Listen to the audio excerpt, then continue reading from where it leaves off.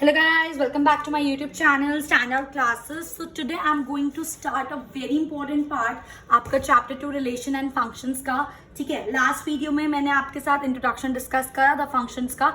अब हम एक तरह से फंक्शंस का सेकंड इंट्रोडक्शन स्टार्ट कर रहे हैं. ठीक है, सो बिल्कुल ध्यान से समझना, इंपॉर्टेंट है समझना. अभी भी काम आएगा और 12th में भी काम आएगा.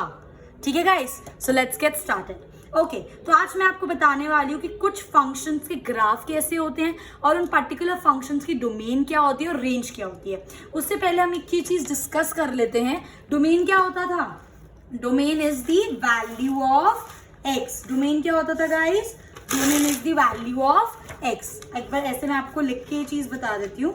ठीक है, क्योंकि अब हम डिस्कस करने वाले हैं कि एक फंक्शन की डोमेन क्या होती है और रेंज क्या होती है. तो ध्यान से देखना, ठीक है, बहुत ध्यान से. डोमेन क्या होता था? डोमेन होती है वैल्यू ऑफ एक्स. वो वैल्यू ऑफ एक्स जिसके लिए your function is defined. Value of x for which function is defined. आई मेरी बात समझ? सो वो वैल्यू ऑफ एक्स जिसके लिए आपका फंक्शन डिफाइंड है. और रेंज क्या होती है आपकी? रेंज होती है हमारी value of F x.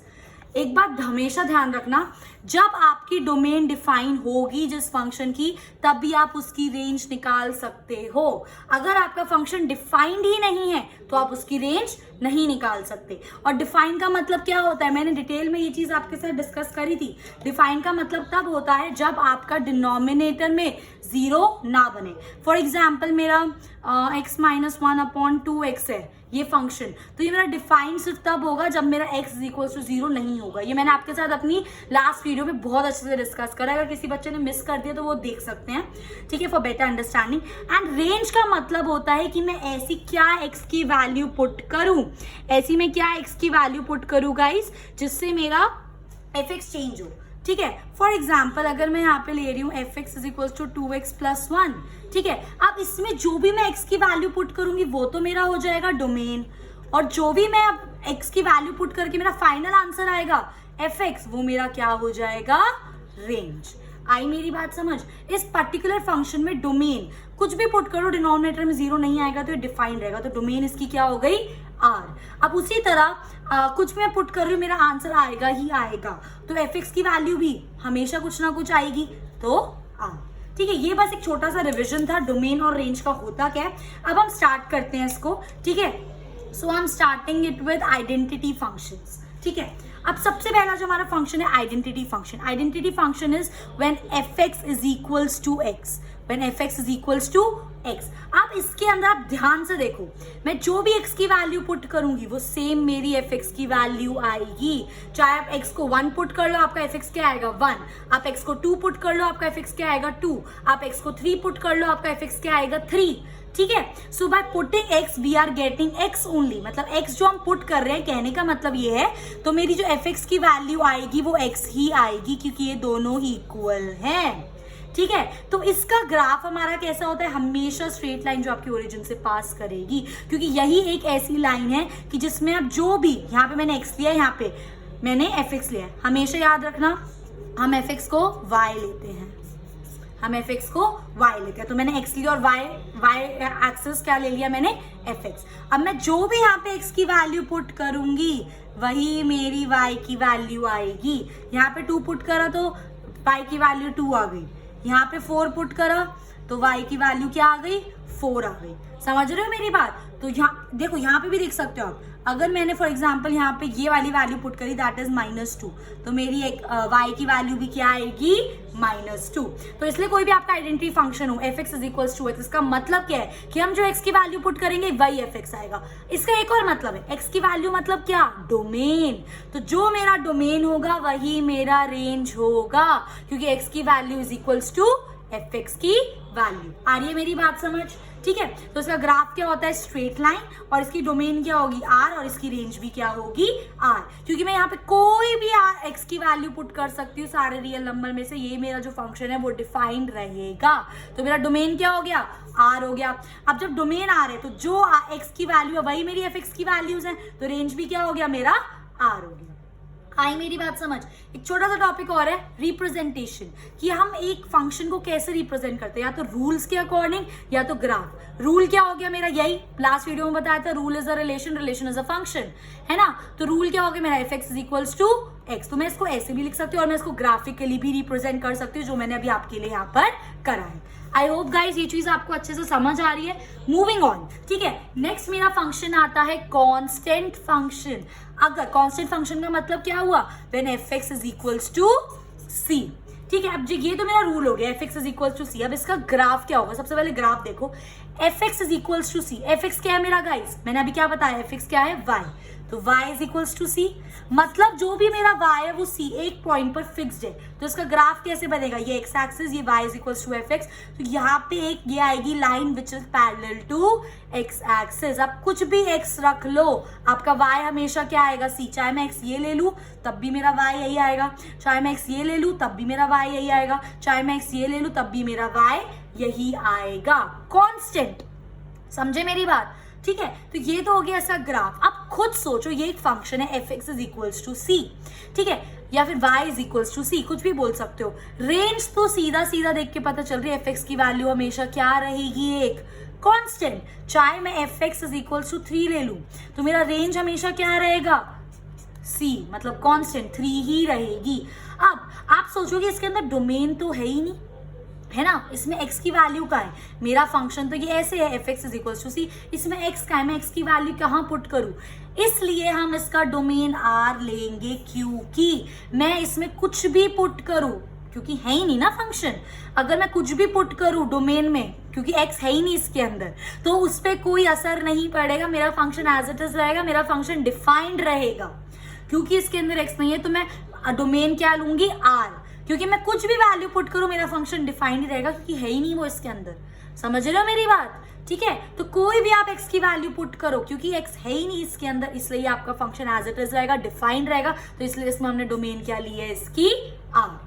I hope guys ये चीज आपको क्लियर हो गई होगी।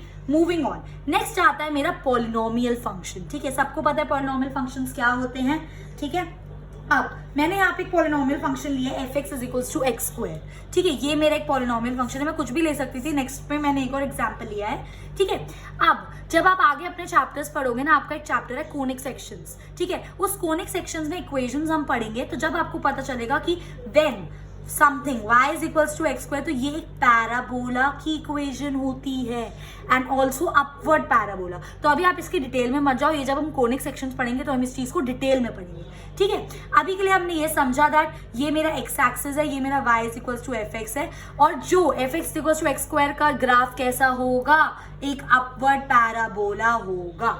इतना क्लियर है, ठीक है। अब ध्यान से समझो, ये मेरा F x is equals to X square है, मैं यहाँ पर कुछ भी पुट करूँ x की वैल्यू, मेरा फंक्शन डिफाइंड रहेगा, नहीं रहेगा, ठीक है। तो मैंने यहाँ पर डोमेन क्या ले ली अपनी, देख लो।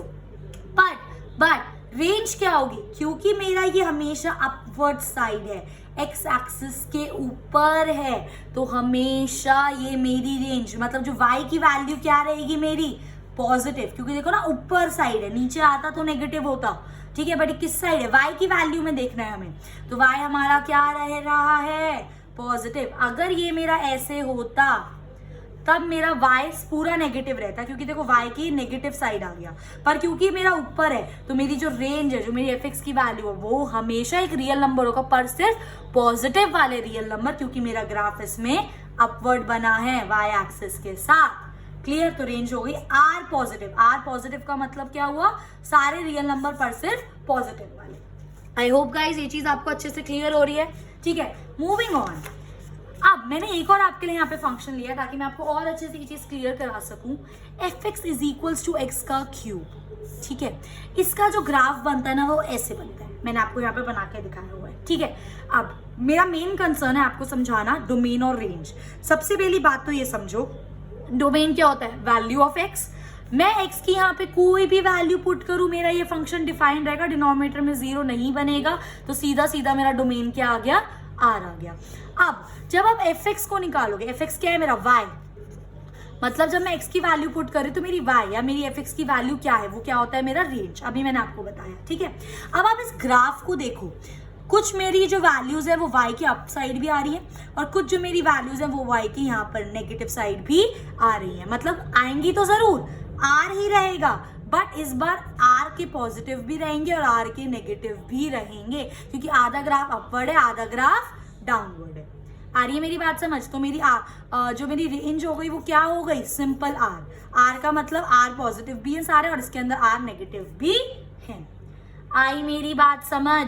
ठीक है, सिंपल था ये कॉन्सेप्ट। नेक्स्ट आता है हमारा रैशनल फंक्शंस। हमारे रैशनल फंक्शंस वो फंक्शंस होते हैं जो हमारे दो फंक्शंस को मिलाकर बनते हैं, चाहे फिर आप उन दो फंक्शंस को ऐड करो। फॉर एग्जाम्पल मेरा कोई फंक्शन है gx और एक मेरा फंक्शन है hx। अब चाहे मैं g प्लस h कर दूं, ये भी मेरा एक रैशनल फंक्शन है, चाहे मैं g माइनस h कर दूं, ये भी मेरा रैशनल फंक्शन है, चाहे मैं g इंटू h कर दूं, ये भी मेरा रैशनल फंक्शन है, चाहे मैं g अपॉन h कर दूं, ये भी मेरा रैशनल फंक्शन है। रैशनल फंक्शन वो फंक्शन होते हैं जो दो फंक्शंस को प्लस, मल्टीप्लाई, माइनस या डिवाइड कर कर बनते हैं। ठीक है, तो ये मैंने आपको अभी लिख के दिखाया, एक पार्ट लिया है बस। तो ऐसे ही मैंने यहाँ पर एक फंक्शन लिया x स्क्वायर प्लस 2। देखो ये मेरा एक अलग से फंक्शन है और ये मेरा एक अलग से फंक्शन है। fx मैंने इन दोनों फंक्शंस को डिवाइड कर कर बनाया, तो ये मेरा क्या हो गया? एक रैशनल फंक्शन। आई मेरी बात समझ? अब इसका मैंने ना ग्राफ नहीं बनाया आप लोगों के लिए, क्योंकि थोड़ा सा टेक्निकल हो जाता है इसका ग्राफ। ठीक है, तो ये वाला ध्यान से खुद सोचो। मैं इसको, अगर इसकी डोमेन क्या होगी? x square plus 2 upon x square plus 3। मैं डिनोमिनेटर में यहाँ पर अगर कोई नेगेटिव नंबर रख रही हूँ, फॉर एग्जाम्पल मैं -3 पुट कर देती हूँ, -3 का स्क्वायर प्लस 3 क्या आ जाएगा? 9 प्लस 3 है ना, या ये क्या हो जाएगा आपका? 12। ठीक है, कोई भी आप पुट कर लो, आप नेगेटिव नंबर पुट कर लो, आप पॉजिटिव नंबर पुट कर लो, आप रूट में पुट कर लो, ये चीज आपकी कभी जीरो नहीं होगी। तो इसकी डोमेन सीधा सीधा क्या आ गई मेरी? r। क्योंकि अब ये फंक्शन डिफाइंड है तो इसकी रेंज, अगर ये हर फंक्शन पे मेरा डिफाइंड है तो मैं कुछ भी वैल्यू पुट कर लूं, मेरे fx में मेरी कोई भी वैल्यू आ सकती है। x की वैल्यूज हम r, रियल नंबर में से कुछ भी पुट करें तो fx भी तो r ही आएगा, कोई भी वैल्यू आ सकती है रियल नंबर में से, तो रेंज क्या हो गई मेरी? r। सिमिलरली मैंने यहाँ पे आपके लिए एक और एग्जाम्पल लिया, fx is equals to 1 upon x। ये वाला एग्जाम्पल जानबूझ के लिए है, ध्यान से देखो। 1 अपॉन x, ये इसके अगर मुझे डोमेन निकालने तो मैं x की ऐसी क्या वैल्यू पुट करूं कि मेरा ये फंक्शन डिफाइंड रहे। डिफाइंड का मतलब क्या है कि 1 अपॉन x है तो यहाँ पे नीचे जीरो ना बने, तो जीरो सिर्फ तब बनेगा जब मेरा x इज इक्वल टू 0 होगा, अदरवाइज ये जीरो नहीं बनेगा, ये डिफाइंड रहेगा। तो इसकी डोमेन क्या हो गई गाइस?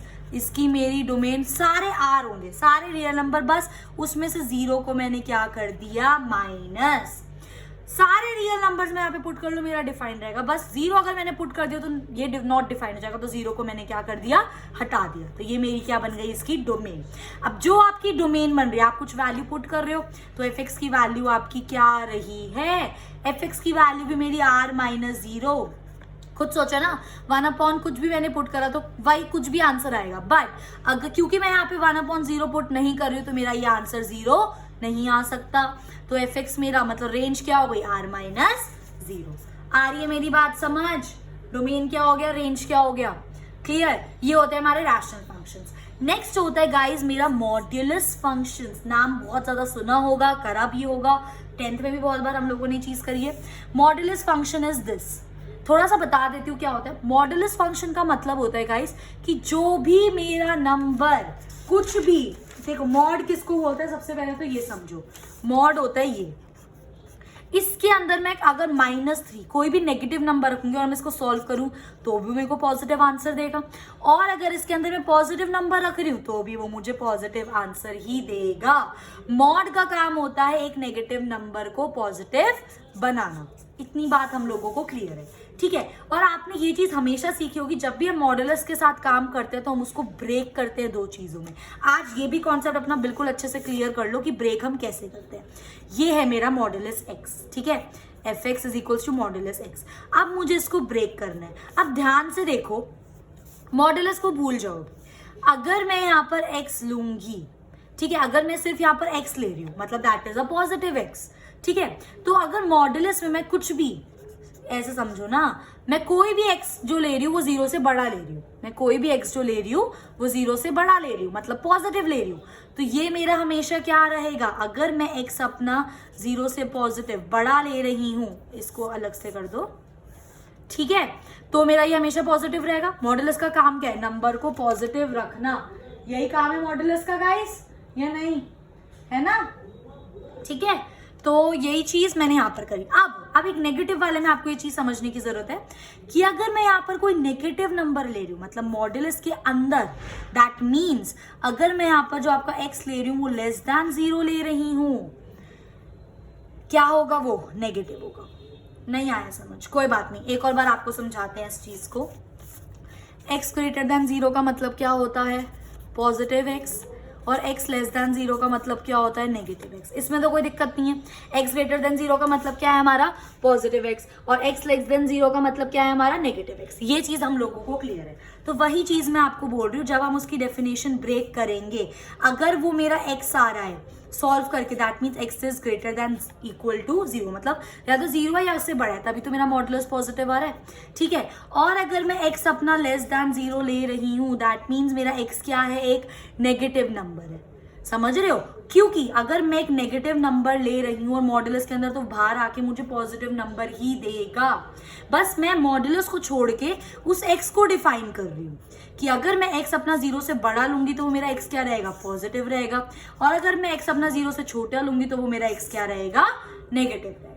ये चीज हम लोगों को पता है, हमने नंबर लाइन पढ़ी है, उसी के बेस पे मैंने आपका यहाँ पे क्रिएट करा है। ये आपको भी करना आता है, जिसको नहीं आया उसको मैंने अच्छे से एक्सप्लेन कर दिया। ठीक है, और हमेशा इसका ग्राफ क्या रहता है? x की वैल्यू और माइनस x की वैल्यू। ठीक है, एक पॉइंट से बनता है हमारा इसका मॉडुलस का। अब सवाल आता है इसकी डोमेन क्या है? खुद सोचो, एक बात खुद सोचो। ठीक है, fx is equal to modulus x है, that means value of x। मैं यहाँ पे कुछ भी वैल्यू ऑफ x रखूंगी, मेरा डिनोमिनेटर में 0 नहीं है, तो मेरा ये फंक्शन क्या रहेगा? डिफाइंड रहेगा। मेरा ये फंक्शन क्या रहेगा? डिफाइंड रहेगा। तो इसलिए मेरी डोमेन तो सीधा सीधा क्या हो गया? इसका R हो गया। ठीक है, अब रेंज, मेरा ग्राफ क्या बन रहा है? अगेन वही पैराबोला वाली चीज, ये मेरा y एक्सिस के अपवर्ड बन रहा है, और y को हमने क्या लिया है? fx। तो मेरे जो r मतलब रेंज होगी, that will be r positive. Clear हुई मेरी बात? इसी कॉन्सेप्ट को और अच्छे से समझाने के लिए मैंने आपके लिए यहाँ पर एक और एग्जांपल लिया। ठीक है, fx is equal to modulus x plus 1। अब देखो यहाँ पे कुछ भी नहीं था। एक चीज तो आपको हमेशा ध्यान रखना गाइस, जब भी कोई चीज आपकी मॉडुलस में होती है ना, for example x plus 2 for example, तो हमेशा वो चीज आपकी ग्रेटर दैन 0 होगी, क्योंकि ये मेरा मॉडुलस x था तो ये मेरा x ग्रेटर दैन 0 होगा। ठीक है, मैं आपको ये चीज क्यों बता रही हूँ, ध्यान से समझो, 2 मिनट तो ये बिल्कुल अच्छे से समझ आ जाएगा। ठीक है, मैंने यहाँ पे लिया x प्लस 1 मॉडुलस में। अब मेरे को ये पॉइंट निकालना है, यहाँ पे तो कोई पॉइंट नहीं था तो मैंने 0 लिया था, बट यहाँ पर मेरे को पॉइंट निकालना पड़ेगा, तो मैं क्या करूंगी? x प्लस 1 ग्रेटर दैन 0, तो x is greater then minus 1। कहने का मतलब क्या है? x आपका पॉजिटिव रहेगा जब आपका वो ग्रेटर होगा -1 से। तो जब x मेरा ग्रेटर दैन इक्वल टू -1 है, तो ये जो मेरा पूरा x है क्या है? पॉजिटिव। और जब मेरा x लेस देन -1 हो जाएगा, तो ये वाला जो मेरा x है क्या बन जाएगा? नेगेटिव। तो मतलब ब्रेकिंग पॉइंट निकालने के लिए हम मॉडुलस के अंदर की चीज को क्या करते हैं? Greater than equal to 0 put करते हैं। ये इसकी एक कंडीशन है कि जो भी आपका x होगा वो मॉडुलस के अंदर अगर है तो that is greater than equal to 0। याद रखना, अभी क्वेश्चन में आगे ये चीज यूज होगी। ठीक है, तो ये चीज मैंने यहाँ पे पुट करी, तो मैंने इसका ब्रेकिंग पॉइंट निकाल लिया -1। इससे मुझे क्या पता चला? अगर मेरा -1 से x बड़ा है तो वो पॉजिटिव रहेगा, और मेरा x -1 से छोटा है तो वो नेगेटिव रहेगा। ये होती है इसकी ब्रेकिंग। आई मेरी बात समझ? यहाँ पे बहुत 2 सिंपल हमने चीजें पढ़ी कि हमें x को कैसे ब्रेक करना है। ठीक है, क्योंकि ये मेरा x ग्रेटर दैन 0 है, मैंने क्या बोला? मॉडुलस के अंदर की चीज को इक्वल ग्रेटर दैन 0 पुट करो, तो x आपका पॉजिटिव रहेगा जब ग्रेटर दैन 0 है, वही चीज मैंने यहाँ पे लिखी है। और जब मेरा x लेस दैन 0 हो जाएगा तो मेरा क्या बन जाएगा? पूरा नेगेटिव।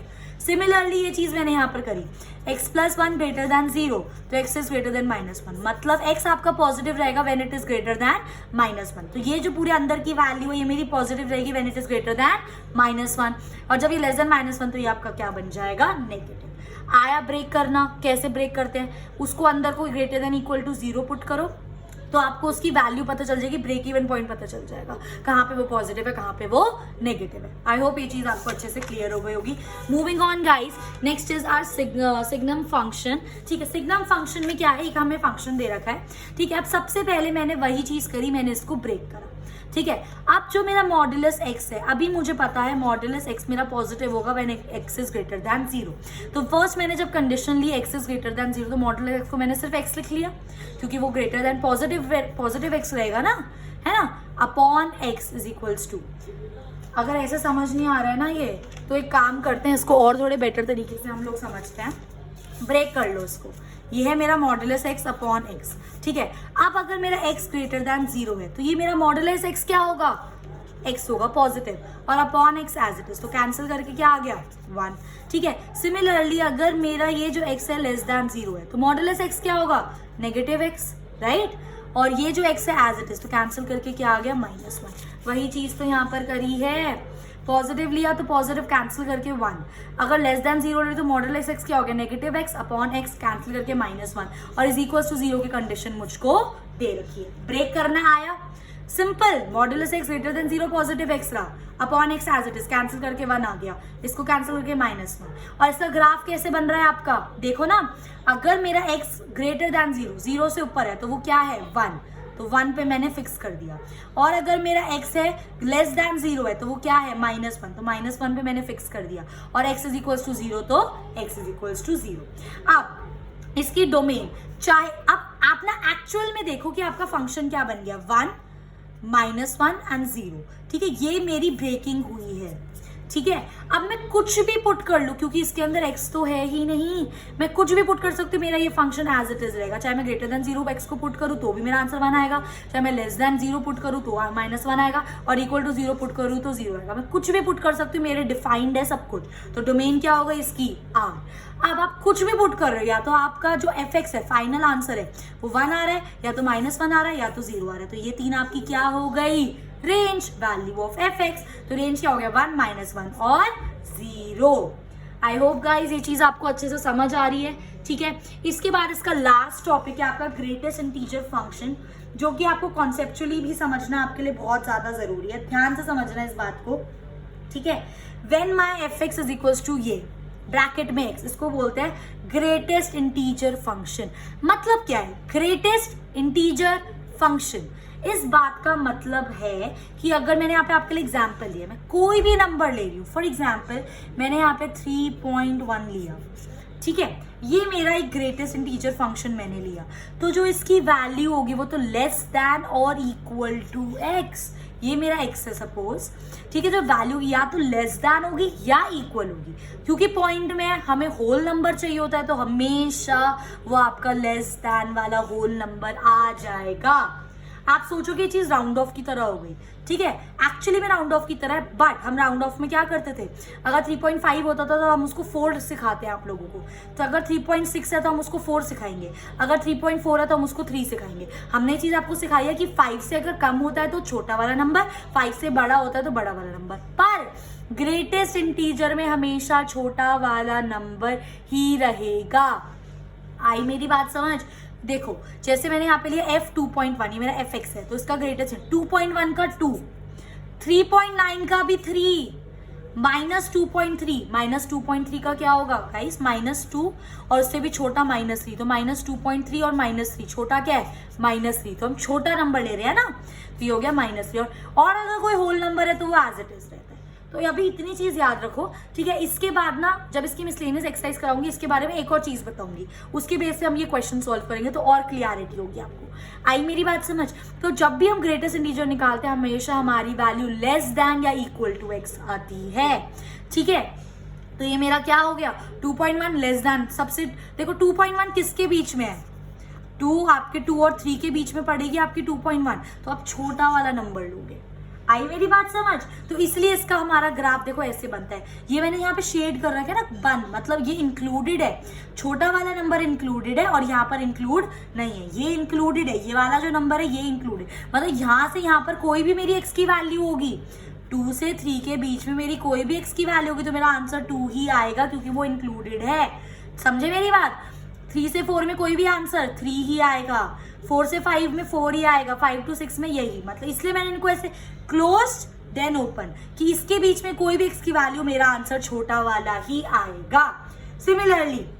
सिमिलरली ठीक है, यहाँ पर भी ये चीज ऐसे चलेगी। आई मेरी बात समझ। अब क्योंकि मेरा F x is equals to X है, ठीक है, तो मैं एक्स को यहाँ पे कुछ भी पुट कर सकते हो, तो डोमेन क्या हो जाएगा मेरा आर, किसी को कोई दिक्कत, ठीक है। बट अब जब आप इसकी एफ एक्स रेंज निकाल रहे हो, आपको क्या मिल रहा है, ग्रेटेस्ट इंटीजर फंक्शन मिल रहा है मुझको क्या मिल रहा है, इंटीजर फंक्शन मिल रहा है, इंटीजर मिल रहा है, तो मेरी रेंज क्या होगी भाइयों, z। आई मेरी बात समझ गाइस, ठीक है। So for this video that's all. In my next video I will be starting with example in exercise 2.3 and I hope ये वीडियो आपके लिए हेल्पफुल रही हो। अगर इसने आपको थोड़ी सी भी हेल्प करी हो, so please do like, share and subscribe my channel and thanks for watching.